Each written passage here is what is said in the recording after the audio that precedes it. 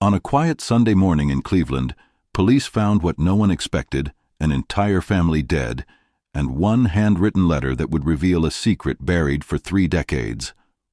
The rain hammered down on the asphalt as officers moved through the scene, their faces drawn, their voices hushed. This wasn't a robbery. This wasn't random violence. This was something else entirely, something that would shake a community to its core and leave investigators asking questions that had no easy answers. He thought he knew his wife, until he learned who she really was. What could drive a successful, loving Ohio man to murder everyone he cared about, all because of something written in a letter? Welcome to Silent Witness True Crime Stories. Thanks to all my viewers and subscribers for your support. Stay tuned for daily true crime updates. Don't forget to subscribe, and also download your free ebook by clicking the link in the pinned comment. Mark and Angela Thompson were the picture of the American dream. Married 25 years, 2 grown kids, a beautiful home in a tree-lined suburb where neighbors waved from their porches and kids rode bikes until the streetlights came on. But behind the smiles was a secret no one could imagine, a truth so devastating that when it finally surfaced, it would destroy everything. Who was Angela really? What truth did Mark uncover after all those years? And how did one revelation turn a quiet Ohio family into the center of a nationwide nightmare? What would you do if the person you loved most was living a lie? If every memory you shared, every moment of intimacy, every whispered promise in the dark was built on a foundation that didn't exist? How would you react when the walls came down and you realized the life you'd been living was a carefully constructed illusion? These aren't just rhetorical questions.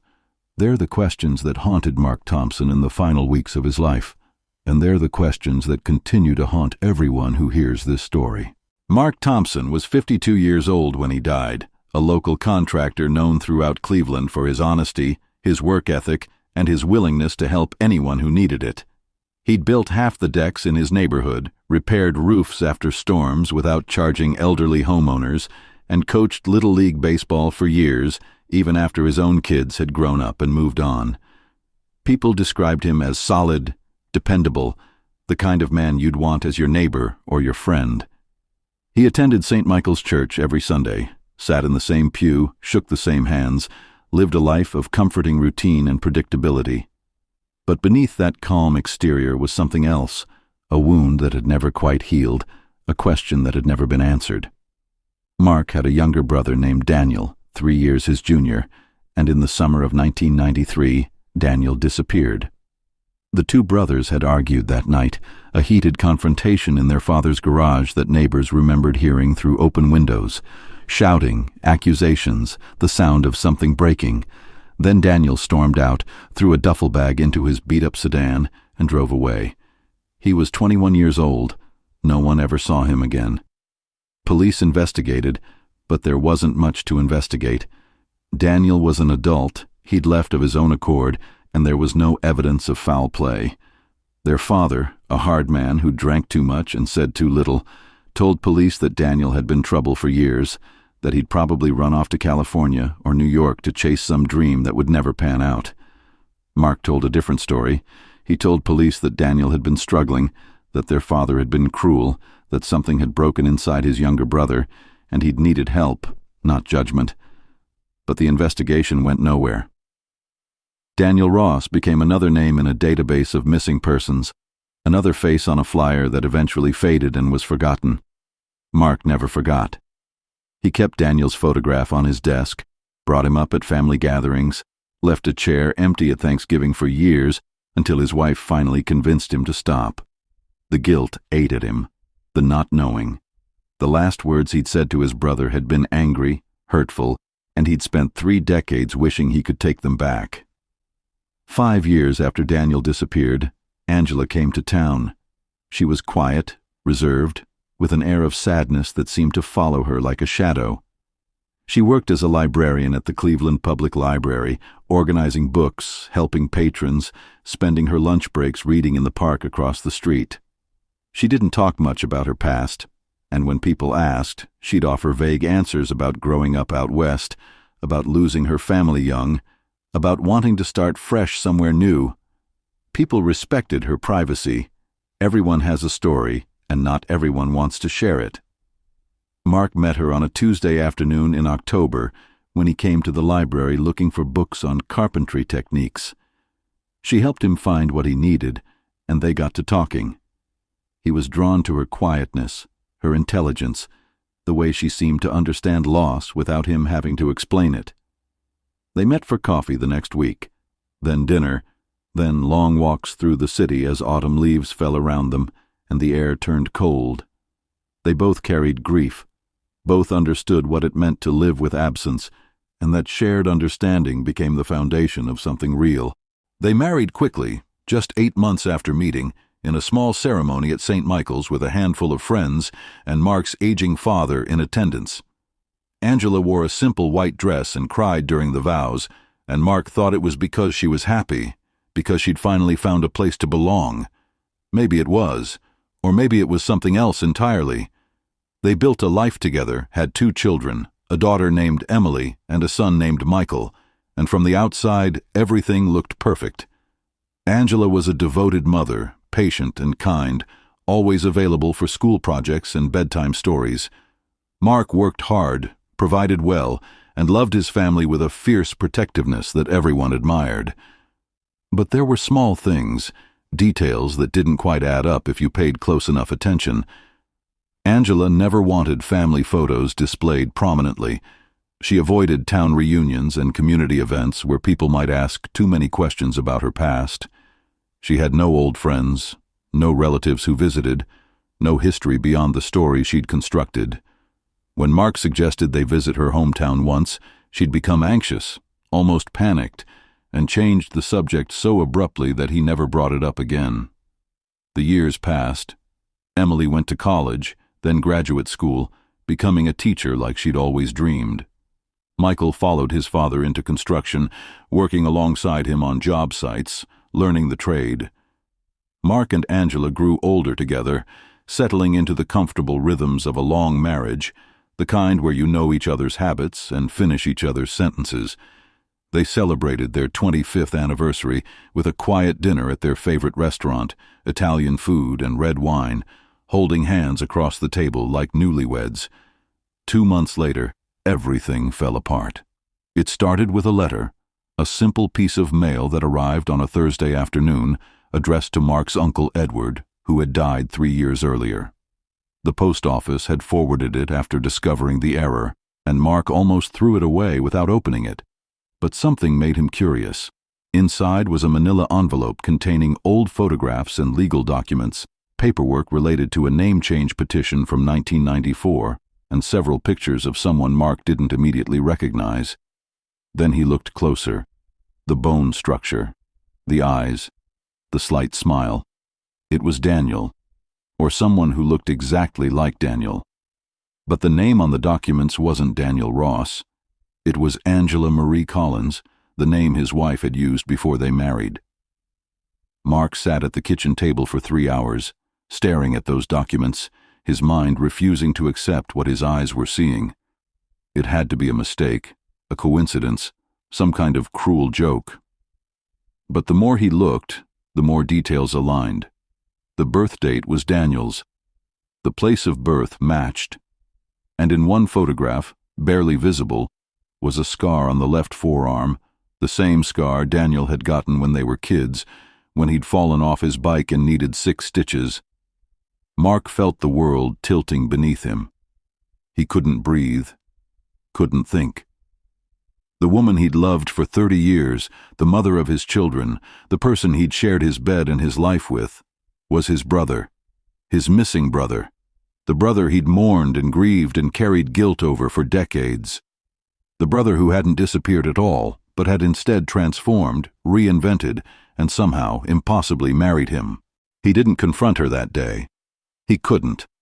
Instead, he began investigating quietly, obsessively, like a man possessed. He hired a private investigator, requested old records, combed through newspaper archives from the 90s. Every piece of evidence confirmed what the letter had revealed. Angela Thompson had once been Daniel Ross. and she'd hidden that truth from everyone, including him, for their entire marriage. The private investigator found more. Daniel had left Ohio in 1993 and moved to Colorado, where he'd begun transitioning, undergoing hormone therapy and eventually surgery, creating a new identity and a new life. He'd changed his name legally, obtained new documents, and severed all ties with his past. Then, in 1998, Angela had moved to Cleveland, perhaps drawn back by some sense of home, or perhaps by fate. She'd met Mark not knowing who he was at first, or maybe knowing and believing enough time had passed that he wouldn't recognize her, and he hadn't. No one had. For 25 years, she'd lived as his wife, raised his children, shared his life, all while carrying a secret that would have destroyed everything if it ever came out. And now it had. Mark stopped sleeping. He started drinking again, something he hadn't done in years. Whiskey straight from the bottle in the garage after Angela had gone to bed. Friends noticed the change, the dark circles under his eyes, the way his hands shook when he poured his coffee.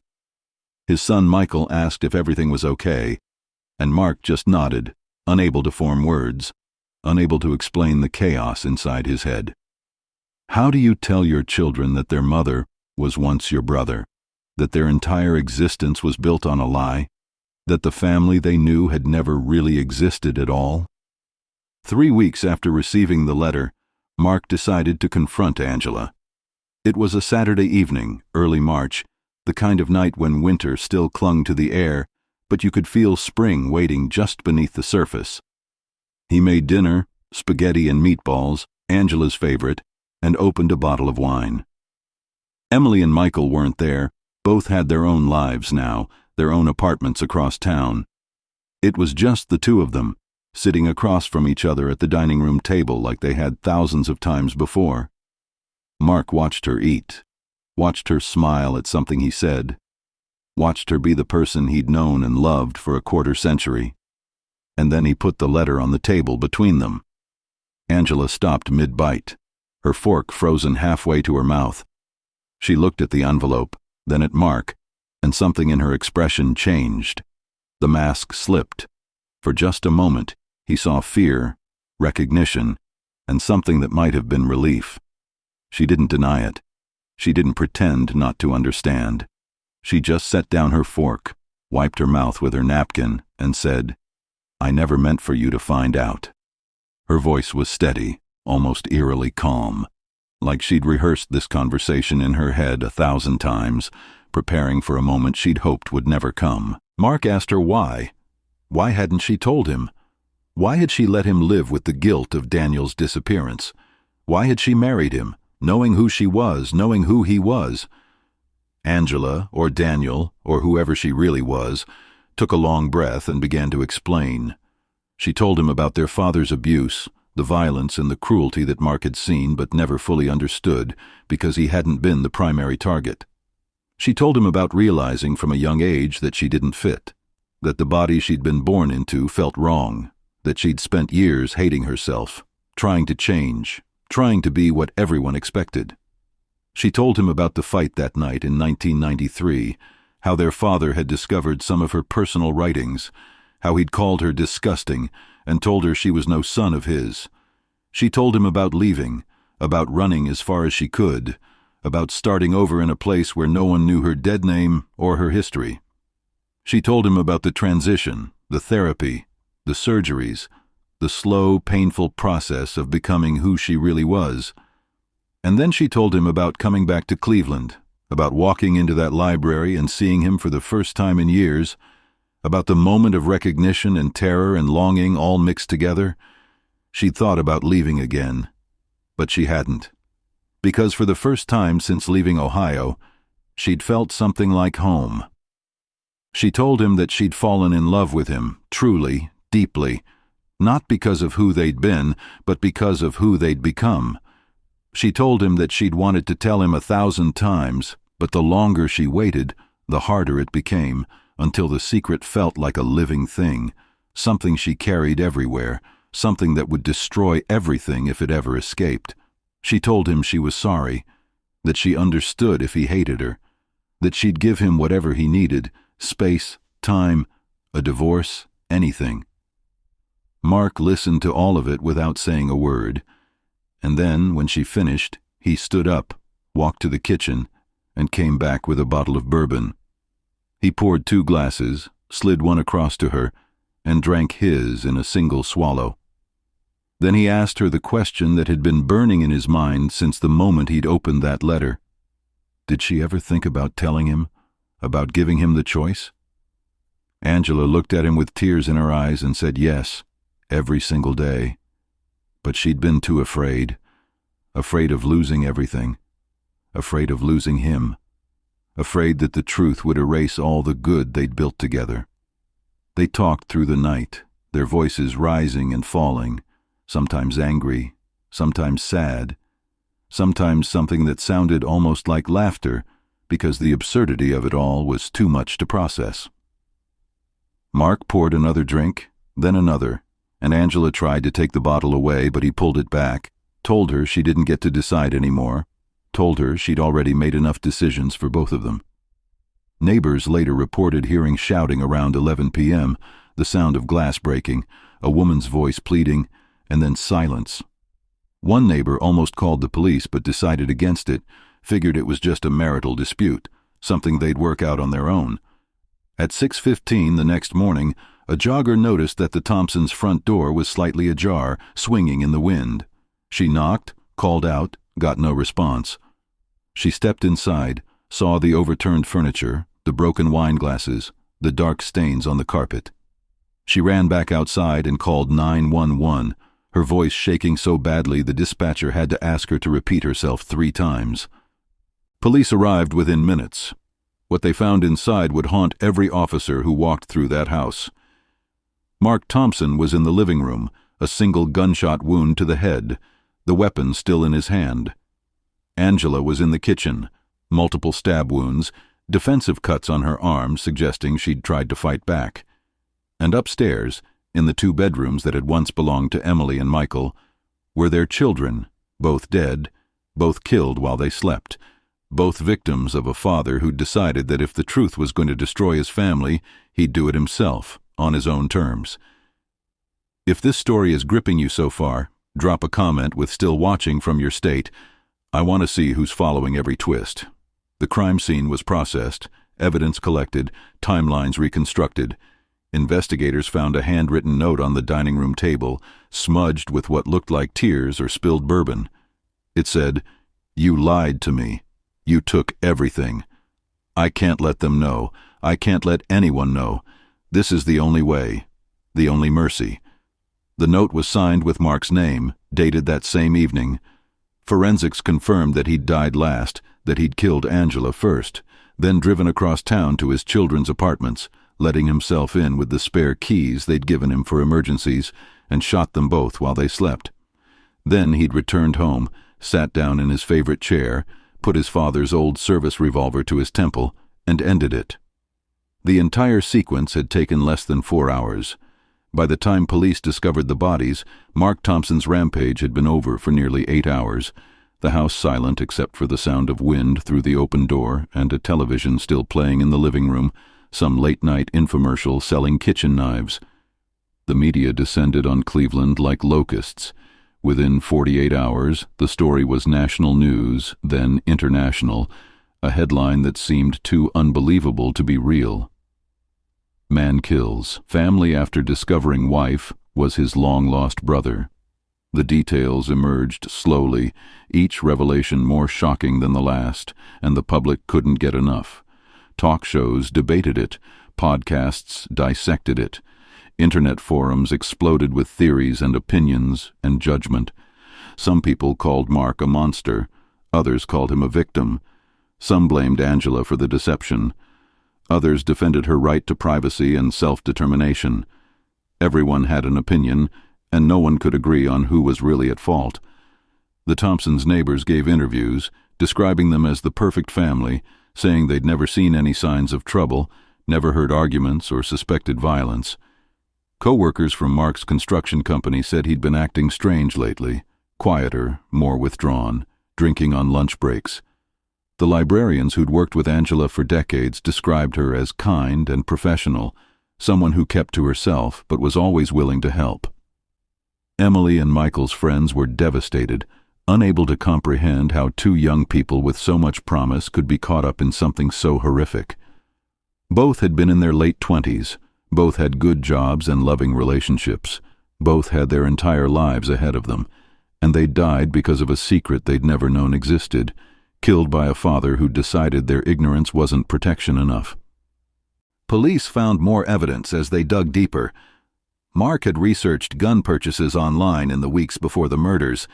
He'd updated his will, transferring certain assets to distant cousins, making sure his children's college funds were protected.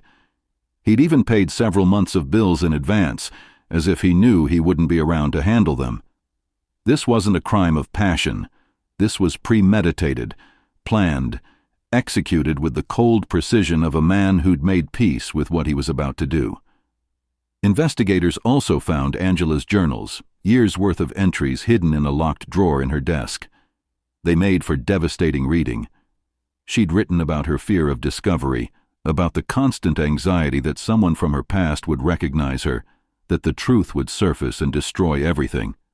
But she'd also written about her love for Mark, for her children, for the life they'd built together. She'd written about the guilt she carried every day, the weight of the lie, the knowledge that she was living on borrowed time. In one entry from just 2 months before her death, she'd written, "I know this can't last forever. I know someday he'll find out, and when he does, I'll lose everything. But I'd rather have had these years with him, even knowing how it ends, than never have had them at all." How do you process that? How do you reconcile love and deception, truth and survival, the right to become who you are with the responsibility to be honest with the people you love? If you're still watching at this point, drop a comment with, "I'm still here." Let's see who's truly following this shocking story. The town of Cleveland, Ohio, struggled with these questions in the weeks and months that followed. Vigils were held, memorials were erected. Emily and Michael were mourned as innocent victims, their lives cut short by circumstances beyond their control. But what about Mark and Angela? Were they victims too, in their own way? Or were they architects of their own destruction? Psychologists weighed in, explaining the complex trauma that both had carried, the ways that secrets fester and grow until they become unbearable, the devastating impact of shame and fear and unprocessed grief. Dr. Catherine Way, a trauma specialist who reviewed the case, noted that Mark had never dealt with the guilt of his brother's disappearance, had carried it like an open wound for 30 years, and when he discovered that his brother hadn't died but had been with him all along, living under a different name, sharing his bed, raising his children, that wound was ripped open in a way that his mind simply couldn't handle. The cognitive dissonance was too great, the betrayal felt too deep, and so he did the only thing his broken mind could conceive of. He erased the problem, erased the witnesses, erased himself. It wasn't rational, it wasn't justified, but in the twisted logic of a man in psychological freefall, it made a terrible kind of sense. Dr. Way also pointed out that Angela had lived in a state of constant hypervigilance, always waiting for discovery, always one revelation away from losing everything. That kind of sustained stress takes a psychological toll that's hard to overstate. She'd built a beautiful life, but she'd built it on a foundation of sand, knowing that one wrong word, one misplaced photograph, one chance encounter could bring it all crashing down. And when it finally did, when Mark found that letter and the truth came out, she'd faced it with a strange kind of calm, because on some level, she'd been waiting for this moment for decades. The relief of finally being known, even if it meant being destroyed, can be its own kind of peace. But that doesn't make what happened any less tragic. 4 people died because of a secret, because of shame, because of a society that makes it so hard to be yourself that people feel they have no choice but to hide, to lie, to bury their truth so deep that it becomes toxic. Think about that.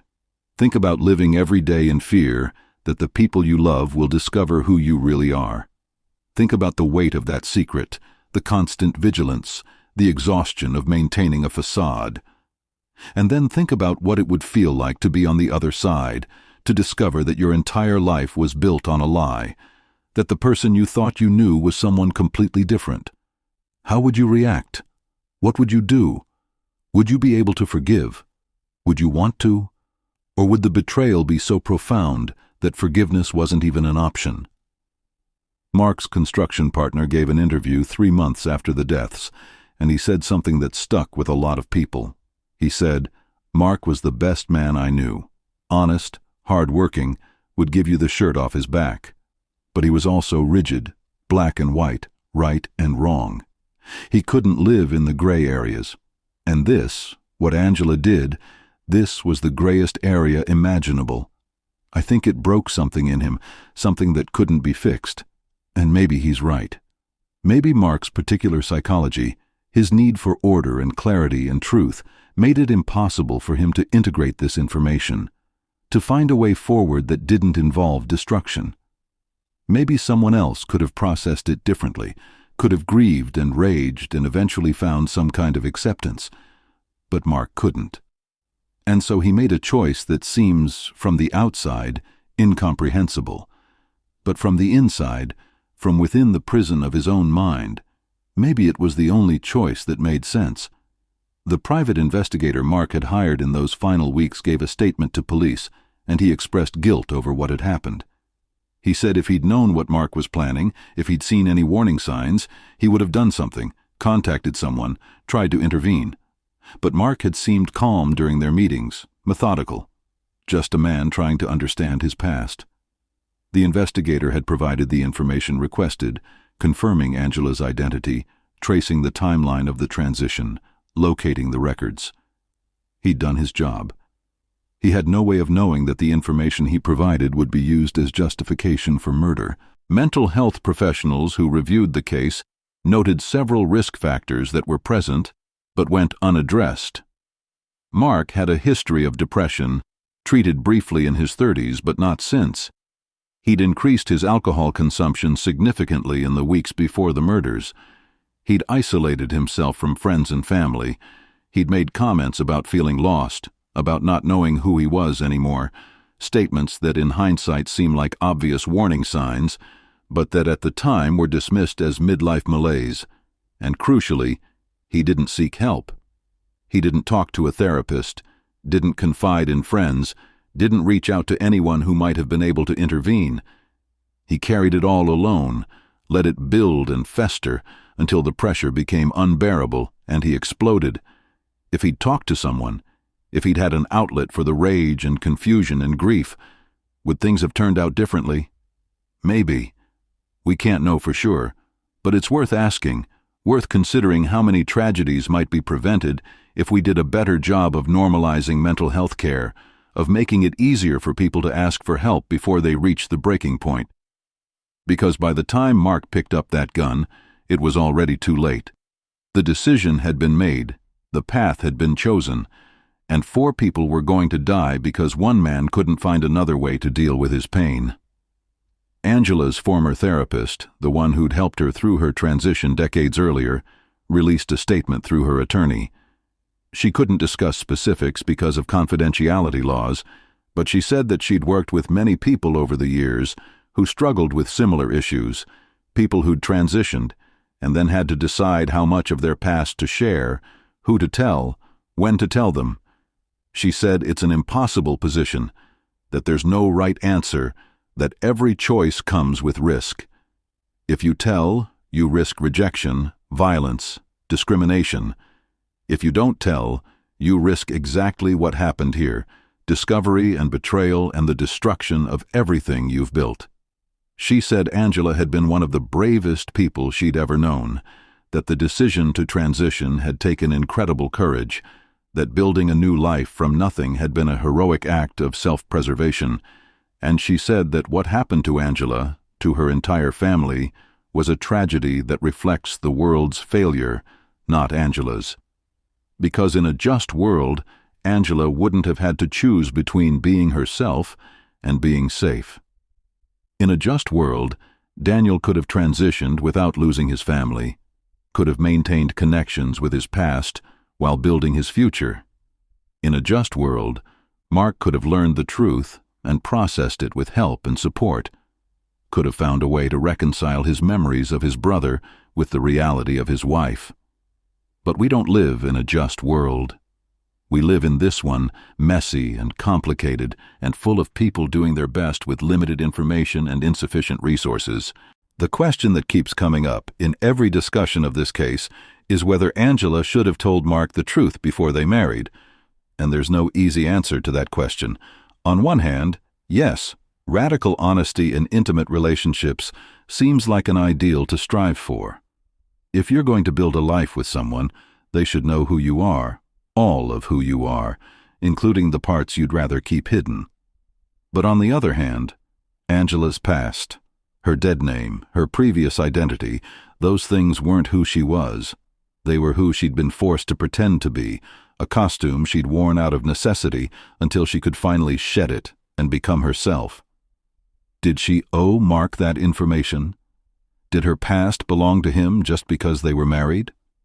These are questions that the transgender community grapples with constantly, the question of disclosure, of when and how and whether. And there's real danger in getting it wrong. Transgender people are murdered at alarming rates, often by intimate partners who feel deceived, who react with violence when they learn the truth. Angela knew that risk. She'd lived with it every day, and she'd made the calculation that silence was safer than honesty. In the end, she was wrong. But in another timeline with a different partner, she might have been right. That's the impossible game she was playing, and the stakes were always going to be life and death. The forensic psychologist who evaluated the case for the final report wrote something that's worth considering. She wrote, "This case represents a collision of two tragedies.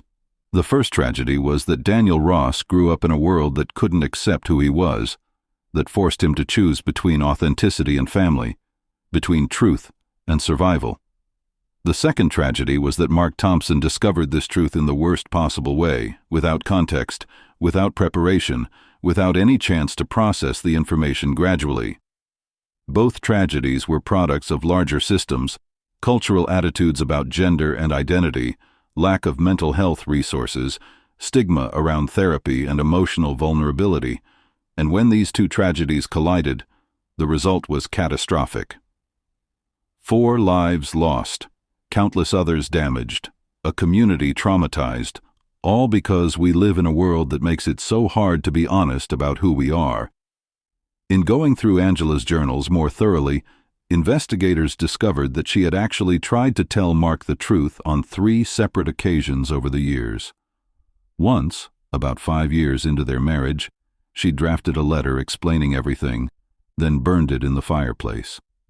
Another time, on their 15th anniversary, she'd sat him down and said she had something important to tell him, but when he'd looked at her with such love and trust, she'd lost her nerve and made up something trivial about wanting to redecorate the kitchen. And the third time, just 6 months before Mark found the letter himself, she'd actually begun the conversation saying, "There's something about my past you should know," but Michael had called with news about a job promotion, and the moment passed and never came again. How different would things have been if she'd followed through?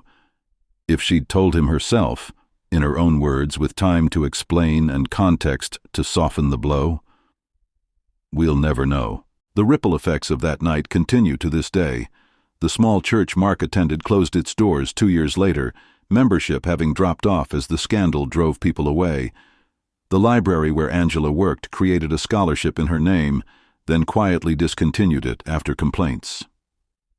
Emily's fiancé, who'd been planning to propose that spring, moved out of state and refuses to speak about what happened. Michael's girlfriend discovered she was pregnant weeks after his death, carrying a grandchild that Mark and Angela would never meet, a continuation of a family line that had been nearly wiped out in a single night of violence. Think about that child, growing up with the knowledge of where they came from, the story they'll have to carry, the questions they'll have to answer. What will they be told about their grandparents? How do you explain that kind of tragedy to a child? How do you help them understand that people are complicated, that love and violence can exist in the same person, that the world isn't divided neatly into heroes and villains, but is instead full of flawed, hurting people making terrible decisions for understandable reasons. 6 months after the murders, the case was officially closed. There would be no trial, no justice in the traditional sense, because everyone involved was dead. The house was sold, the belongings distributed to distant relatives, the graves marked with simple headstones that said nothing about the complicated truths of the lives they represented. But the questions remained. The community continued to grapple with what had happened, continued to ask themselves how they'd missed the signs, whether there was anything they could have done differently. Some people blamed Angela, saying she should have been honest from the start, that her deception was the original sin that led to everything else. Others blamed Mark, saying that his reaction was extreme and unforgivable, that there's no excuse for murder no matter how betrayed you feel. Still others blamed society, the rigid gender norms and transphobia that made it impossible for Daniel to be himself, that forced him to disappear and reinvent rather than simply exist. So what's the lesson here? Is there even a lesson to be found in something this horrible? Maybe the lesson is about the cost of secrets, the way they grow and fester until they become unbearable. Maybe it's about the importance of creating a world where people can be themselves without fear, where identity isn't something that has to be hidden and protected like a dangerous weapon. Maybe it's about the limits of forgiveness, about recognizing that some betrayals cut so deep that healing isn't possible, and that's a tragedy in itself. Or maybe there's no lesson at all. Maybe sometimes terrible things happen because people are broken and the world breaks them further, and there's no neat moral or tidy conclusion, just grief and loss, and the slow, painful work of trying to understand. That's the thing about truth, isn't it? Information is neutral. It's what we do with it that gives it meaning, that makes it constructive or destructive. The same facts that might have led one person to understanding and acceptance led Mark to violence and death. Why? What was different about him? Was it his upbringing, his psychology, the particular cocktail of guilt and shame and betrayal that he'd been carrying for so long? Or could it have been any of us, given the right circumstances, the right pressures, the right breaking point? That's an uncomfortable question, and most people don't want to engage with it because it's easier to think of Mark as a monster, as fundamentally different from the rest of us. But the truth is more complicated and more frightening. Because Mark wasn't a monster. By all accounts, he was a good man, a loving father, a devoted husband, right up until the moment he wasn't. And that should terrify us, the knowledge that goodness isn't permanent, that under enough pressure, with enough pain, anyone can break. Not everyone breaks the same way. Most people, even in the depths of despair, don't turn to violence. But some do. And understanding why, understanding the specific factors that push someone across that line, is crucial if we want to prevent these tragedies in the future. What do you think really happened that night, in those final hours after the confrontation? Was it rage that drove Mark to pick up that gun? Pure, white-hot anger at the betrayal? Or was it something else, something more complicated, heartbreak and confusion, and a twisted sense of mercy, a belief that he was somehow protecting his children from a truth they couldn't handle? We'll never know what was going through his mind in those final moments, whether he felt justified or horrified by what he was doing, whether he had any second thoughts, or whether the decision, once made, carried him forward with a terrible momentum he couldn't stop. The 911 call from the jogger who found the bodies was released as part of the public record, and listening to it is chilling. You can hear the fear,